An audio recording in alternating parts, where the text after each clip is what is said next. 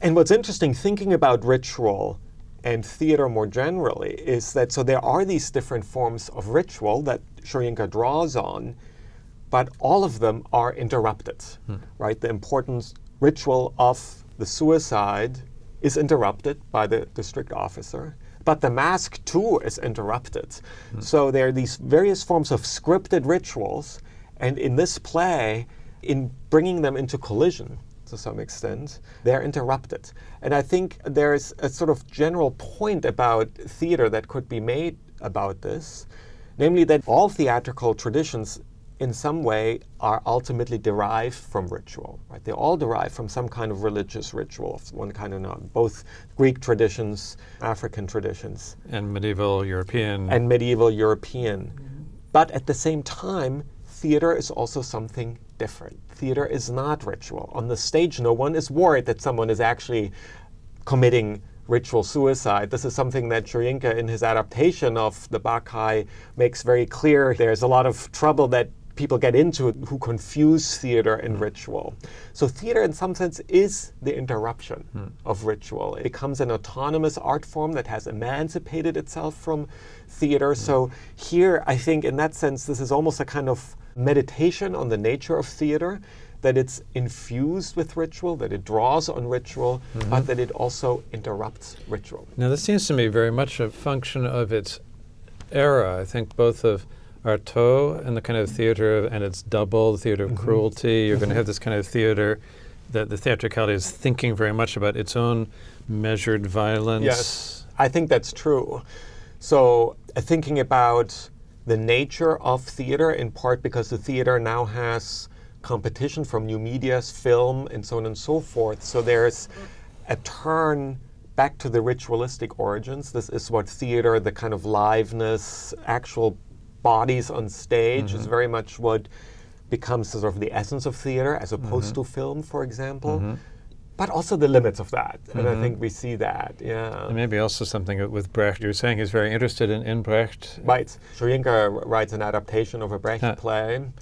And I was wondering whether there's something about the kind of interruptedness and the kind of, so you have 5 scenes or acts, which seems kind of Shakespearean, but this kind of abruptness seems more like Brechtian scenes to me. You don't have a nice couplet rounding out an act. Right. Yes, these different traditions, they're not left alone. They're not celebrated by themselves. They are interrupted and confront each other. And I'm thinking that along with this, there must be a kind of reaction against the sort of corrupt political theater, whether from the Nazi era, highly theatrical, and I think also these early post-colonial regimes are wrapping themselves in native costumes. In fact, they're looting the country hand over fist, but it's all this rhetoric of return to origins and this kind of ritual theater of a very corrupt sort that he's complicating.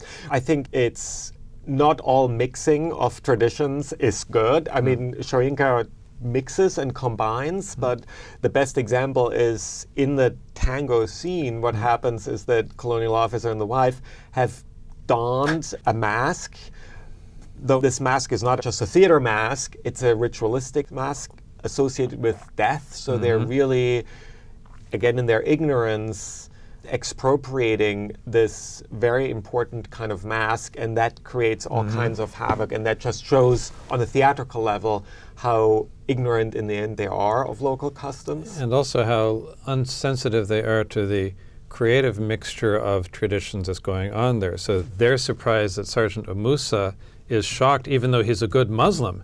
He said, well, yes, but I don't do that. And then Joseph, the houseboy, who's the Christian, is shocked that Pilkings is not religious. Both ways. They're not seeing the kind of multi-layeredness of a syncretistic and, evolving religious ritual life. The turning point in the debate between Jane and the returning son hinges on the fact that they have used ignorantly these ancestral masks.